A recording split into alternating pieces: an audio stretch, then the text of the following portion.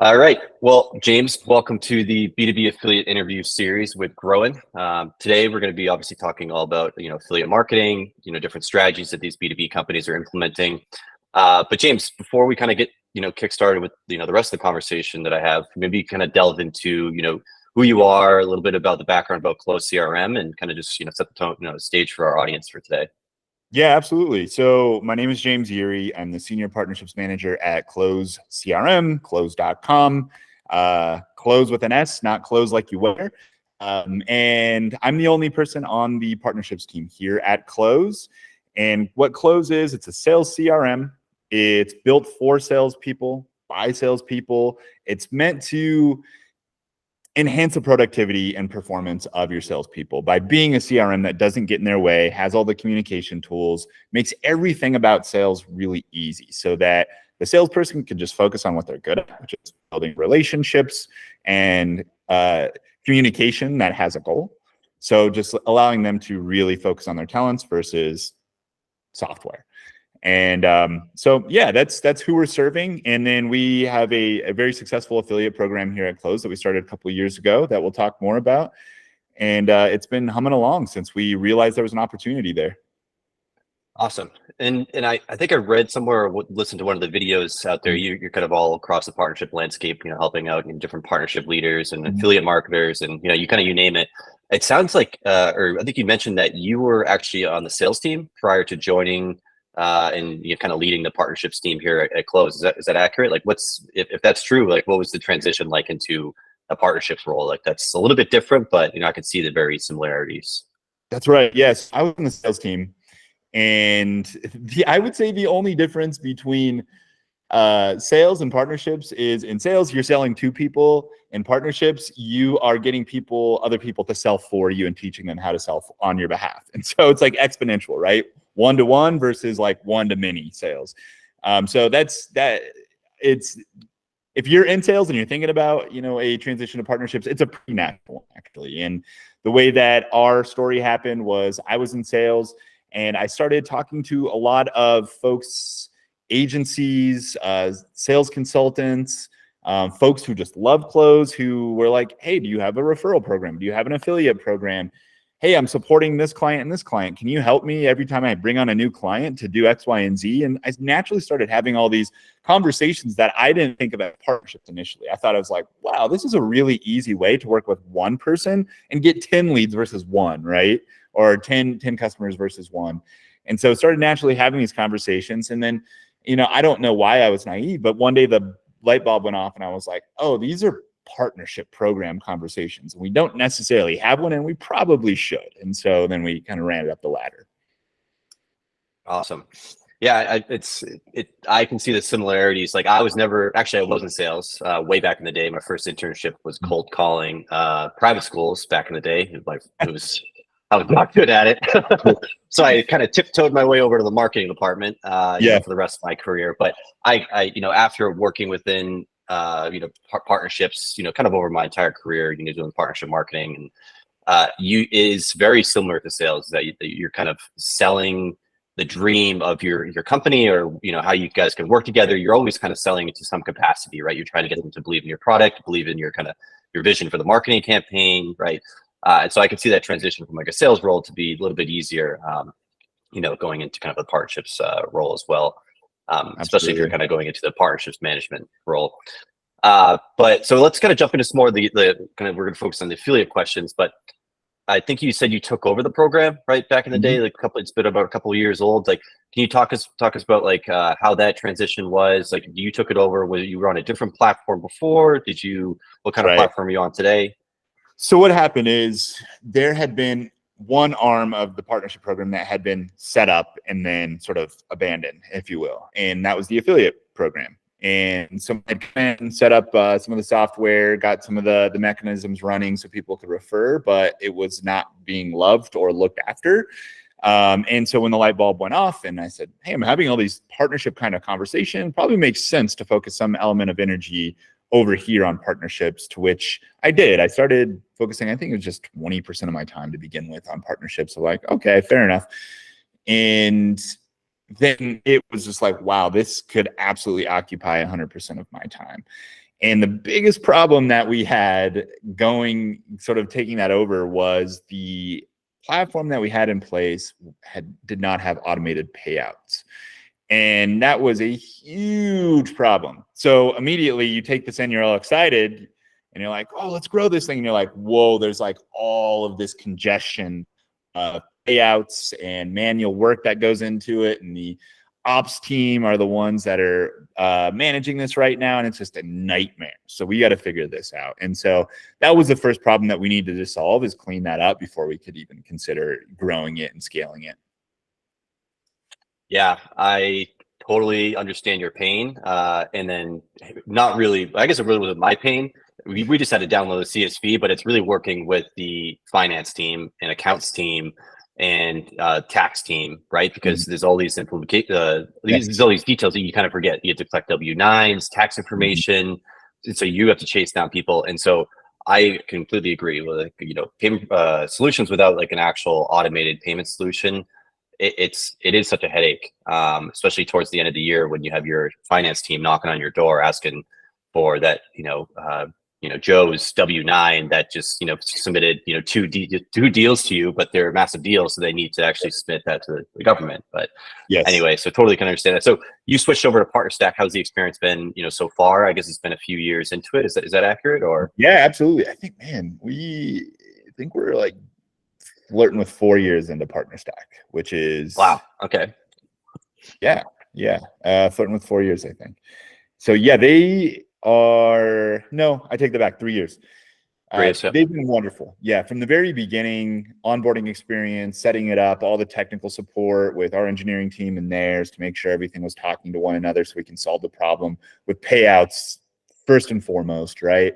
And then once that was solved, we had a great experience there. Setting everything else up was a breeze, and their team has always been incredible. We love their team. They've always been kind of gone the extra mile for us, both in just standing up the software, but also like, shouting out our brand. They've been awesome supporters of us. Yeah, it's definitely a great platform. I mean, they essentially simplified a lot of like the nuances when it comes to managing the program. Like Yep. there's a few different things that you just kind of need when you're running the program. You need to pay somebody out easily, right, and on time. You need to be able to message them at scale or individually at a personalized level. You need to be able to recruit more partners more easily. They have that ability. They have a marketplace. They have, teams that work in the back end to help facilitate introductions. But anyway, so on and so forth. But they've really simplified it. So essentially anyone could go in there from like a CEO level managing the program themselves, because it's so simplified, to an actual individual contributor. So definitely agree. It's definitely one of my favorite platforms out there, kind of to work with. And I don't know when I think they've been around forever, since I think they started as AppSumo before, not AppSumo before. They started something else before, and then they merged into or created Partner Stack out of it. So it's a pretty interesting journey. Yeah. And the coolest part, I know they're flirting with a startups program too. So folks can like get on their platform earlier at a lower cost commitment and start earlier for those, like that founder-led affiliate program, right? Yeah, I did see that too as well. Okay, so let's get into some more like the tactical aspects of managing a B2B affiliate program. So every growth journey has a set of its hurdles. So I guess what were some of the primary challenges you face when you've already kind of taken over the program, and so now it's time to scale up the program? And you're kind of coming from a sales background, and you're jumping into partnerships. So what were the challenges that you've kind of faced over the past couple of years? I think challenges are, how do I acquire new partners that will actually do something? It's really easy to go out and acquire affiliate partners that are like, yeah, that sounds great. I would love to make a little bit of money. And they just zeros on the scoreboard forever. So it's, how do you recruit partners who will actually do something? And first and foremost is going to your customer base to begin with and finding the people who are already referring folks to your platform, but discovering who they are, why they're referring. 3, be like, hey, let us pay you for this to incentivize them even more, to tell more people. And then profile who those people are and reverse engineer what they're doing, in my opinion, is a good tactical strategy for people who are starting an affiliate referral program. And what you'll discover is you're going to have some agencies and consultants living within your customer base somewhere, supporting a client on your behalf somehow. Those are going to be your best ones to kind of build your customer, your ideal partner profile on, and really get to know them well, get in the trenches with them, understand how they think, and then reverse engineer that partner profile to go out and get more of those partners, discover more, and then relay the tactics and strategies that they're using to acquire clients on your platform. And that's been very successful here at Close. And then again, find your biggest fans, and just give them the power to make money through what they're doing already. Mm-hmm. No, that's a good point. And then it's right, like you mentioned, it's one thing to get them into the program, but to keep them motivated over time, right? That's like also another challenge. I guess kind of going into that a little bit, like what are some things that you do or that you pay attention to? Like, let's say when you're signing into Partner Stack every day, or you just know top of mind, like, okay, I need to make sure, we're keeping this, customer engaged or this partnership engaged. Like, what are you typically thinking about to keep your highly, successful affiliate partners, motivated and engaged within the program? Like, are there send out an email newsletter? Are you just chatting with them one-on-one? Are you, doing content initiatives with them? Like, how are you keeping them engaged? Yeah. So our top partners that are producing consistently or are on the rise, I'm communicating with them as much as I possibly can. And that doesn't always have to be on a meeting, right? Like, it's unrealistic to have a meeting with every single one of those partners every week. But I communicate with them a lot on async on Slack. Of course, I'm typically consistently in an email thread with them. And why I'm communicating with them is really what's important. And a lot of it is being flexible for what they need in supporting clients or customers coming on to Close, right? So I try and open doors, whether that be with our technical team or providing some sort of unique discount for them because they're trying to get this close this client, but they're running into budget constraints. And a lot of it is strategizing and communicating, how can we be flexible to influence your success to bring us a new client? And those are the most common conversations, at least for me. And we're a CRM, so that's going to be pretty natural. And so, yeah, it's taking your top 25 performing partners and keeping a warm pulse on them at all times and figuring out what they need from you. Yep, no, totally understand that. And I think a lot of the programs, I mean, some of it I've looked at over the years, communication can really, it can really catapult your program. Like, I've had people that have just been like, I just want to submit a lead to you. Like, that's all I want to do, and they want to get paid. And so if nobody's communicating and allowing them to open that channel, right? Like, you're just missing out on revenue, and and also you're hurting your brand reputation too, because that person could be a massive influencer in the space and you have no idea, right? Especially in today's digital creator world, like, you have no idea. Like, some of these people could be a massive LinkedIn influencer and so on and so forth. So absolutely. Yeah. You make a great point. I mean, communication just in that sense is huge. How do I submit a lead? Hey, I referred a lead 2 weeks ago, but they didn't go through my affiliate link. You get them retroactively. Some people are hard on that. I'm like, you're bringing this lead to me. There's no way you could have conjured this out of thin air. Out of 2,000 trials we get per month. Of course I'm going to be flexible and add it for you. And so, James, I also think that's a great point. Is that like I think that's the tone is like partnerships. Like, you're just being a person. You're just being a human being. Like, you could have taken that the other way and been like, no, it's transactional relationship. We're going to take this as if it's Google ads, and we're going to act as Google, and Google's saying, no, you didn't get that conversion, so blah blah blah, right? So you're not going to get paid. And so if you take the actual tone of like, you're just a human, and like, if you are in those shoes, like, you'd want to get paid too. Or like, whether it's a 10%, 20%, whatever, may not be huge for the individual, but it's more of like the respect that like they went out of their way to provide the introduction, and they believe in your brand, right? So absolutely, yes, it builds trust in your brand, it builds trust in your relationship, and just perpetuates that rapport for future referrals. Yep.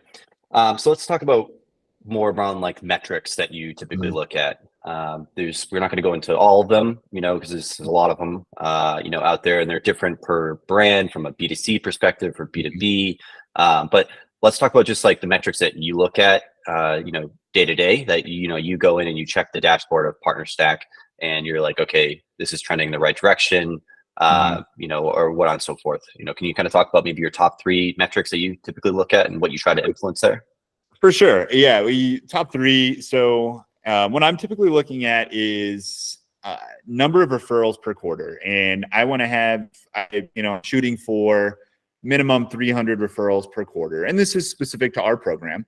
And we're looking for a 30% conversion rate on those referrals, and we're pretty consistent on that. And if we're hitting that number, typically that means, especially with some of the pricing changes we've made, that we're looking at our second KPI, which is 15% growth quarter over quarter of the affiliate program itself. And then we also look for a 15% growth in commission payouts quarter over quarter. And so those are just, we keep it pretty simple, 3 things. We're just looking for, 15% growth. In my mind, a KPI that's not on paper that, is not going to come up in my annual review is number of leads, but that's like the temperature that I'm taking with those 300 leads per quarter with a 30% conversion rate. Yeah.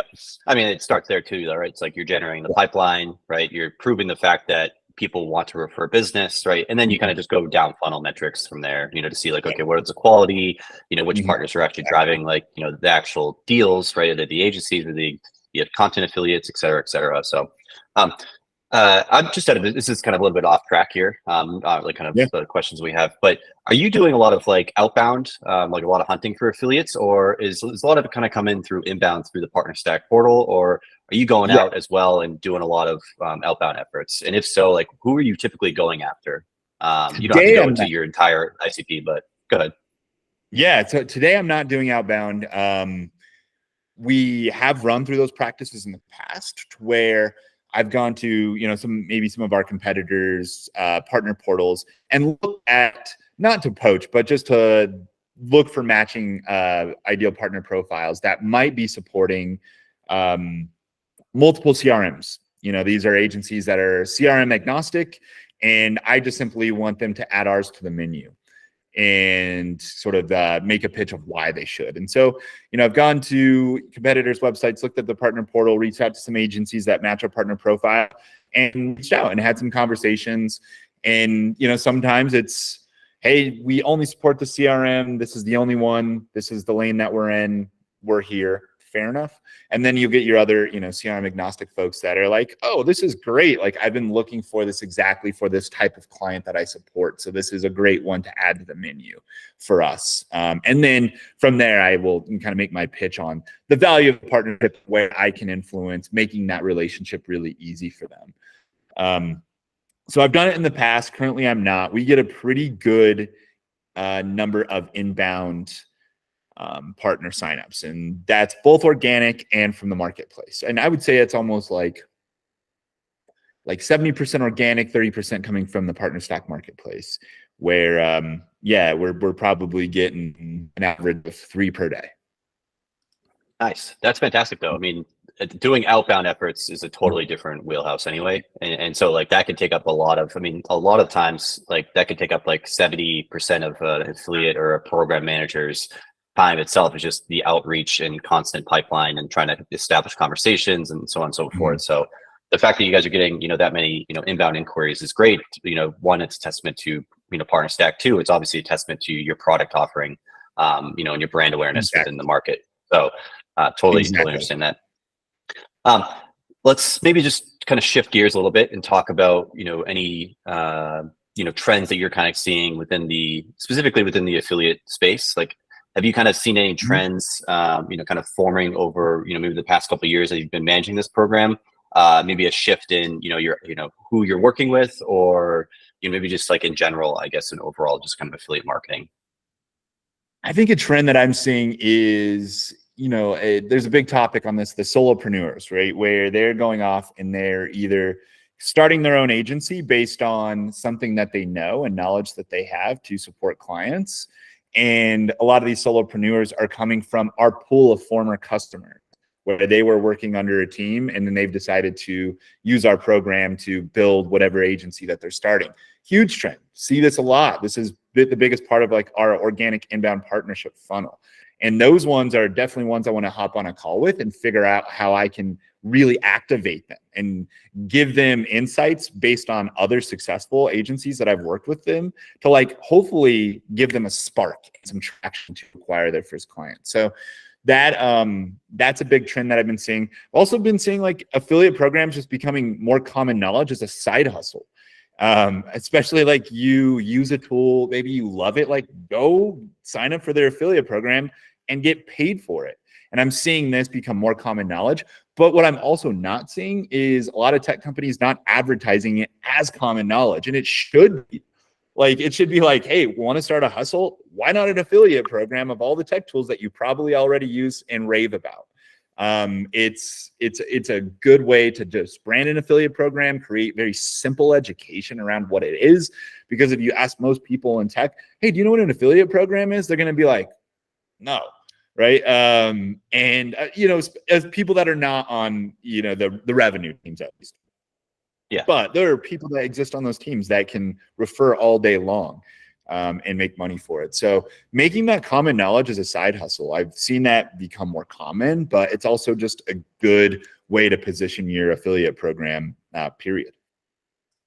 Yeah, no, it's I'll touch on a couple of points there. Touch on the solopreneur one. I mean, I'm definitely down that alley right now, but I think like it helps too from a content creation standpoint, just from like your brand. Like you're a single partnership manager, right? So it's like for you to be able to go and create different content, sell it to other different integration partners and so on and so forth. If you have an army of solopreneurs that are advocates for your brand, then they can go out and create, YouTube videos, review content, and so on and so forth, right? And so then you have this huge pool of brand advocates, over the years that you're kind of building and growing to love your brand. And so that's like a huge value add too. As long as like you're, in touch with them and making sure that they're, selling the right value, proposition for your company. But I think that's like a huge trend that I've been seeing is, and a lot of these brands today use these content creators within their advertisements across, Facebook, Instagram, et cetera too. So that's, it's a huge value add too. So. Yeah, it's an easy way to get them activated too. Just create content about things that you already love. Yep. No, exactly. And then, yeah, you also noted too, like a lot of the B2B brands, I think it's like maturing because I'll be honest, like 5 years ago, like I didn't even really think about affiliate marketing. I've been in B2B my whole career. So I guess like 8-9 years now. And I ran marketing and demand gen and partnership marketing and we're really close to the partnership managers, but I had no idea about affiliate marketing and what that even was. I mean, I knew about it kind of back in the, subtly. Sure. But like until we actually, our CMO wanted to launch a program, years ago, and I had no idea what this was about. And so it's like, I think it's still maturing within the B2B space. As you mentioned, like there's more and more solopreneurs, content creators that are coming out within the B2B. And so I think like that will mature. But I think, as you mentioned, yeah, it's like a lot of these SaaS companies can take advantage of this though. Like if they're trying to build more and go off of, other advertisements, they're not trying to stretch their marketing budget, and they're trying to stretch their SEO budget, then they can use these content creators and build an affiliate program, and really like use, like you said, it was like 20% of your time when you first took it over, right? From a sales rep standpoint. Yep. So it's a low hanging fruit for a lot of these B2B companies. That said, it doesn't work for everyone. We're not saying that, but it is a very low hanging fruit where, you're only paying for when somebody's, actually making the sale, depending on how you set your program up. But yeah, definitely will agree that, or it's, I do see a lot of B2B companies that just still don't use an affiliate program today, or even just a partnership program sometimes that I don't see, but that's definitely a missing point. Agreed. So let's kind of jump into a final couple questions here as we're wrapping up on time. But so based on your journey so far, coming from the sales perspective, then jumping into, partnerships role, what advice would you give to other B2B brands that are, either starting, their affiliate journey, starting a program from scratch, or maybe they're looking to refine their existing programs? Like any advice that you would give? Let's just stay with the, a new program from there. And what advice would you give them, if they're thinking about venturing into affiliate and even just partnership space too? We can touch on that too if you like. So I would say do it, and I would start with the easiest, lightest lift that you possibly can, and that would be activating the affiliate program. And I would do that. I'd go find a piece of tech that is startup cost effective. Like I said, Partner Stack, I think, is going to be doing a startup program, but find something that gives you the ability to just easily just put the structure behind an affiliate program, the ability to accept a partner, the ability to track leads, give them an affiliate link, and then track their commissions, right? And if it does have to be a little manual with payouts to begin with until you justify it, so be it. If it starts scaling, that's a good problem to have, and you move into a program that has automatic payouts, fine. But just start it. And then once you start it, I would raise awareness of it. Go to your whole customer base and let them know. Anybody can join, and you can go out, and if you refer us to business, we'll pay you this much, and consistently remind them of that. If you send them a monthly newsletter or whatever, just like always have it there. We even have some of our customer facing teams, like in their email signature, click here to become an affiliate, or join here to get paid for referring close, stuff like that. Just raise awareness of it so people know that they can make money referring your tool. And then once you start getting some bites and some customer referrals for those programs, go see who those people are, why they're referring, how they're referring, what they're doing, and see if you can develop that ideal partner profile based on those people who are active, right? And reverse engineer what they're doing and go find more partners like that, or activate more partners like that. So I would start there. And then I would also, with, we hadn't talked this much, but most, especially in SaaS, you're going to have integration partners of some sort. And you should absolutely find a couple of integration partners that fill a product gap for you that you will never fill. And maybe they're at a similar stage as you as a company, and you have a solid native integration, and get those customer facing teams, both on your team, but on those integration partners teams, communicating with one another. Because if they can overcome an objection with your tool and make a referral, and then you put those AEs or those success managers in a room together, maybe even pair them up prescriptively and say, hey, when this comes up, reach out to this person. And then even offer a spiff, right? Like, create this little ecosystem of a couple of platforms where they are overcoming an objection, and you can make a warm referral to someone else to give them a lead, or vice versa and get a lead. Like, that is low hanging fruit when you rely on integration partners.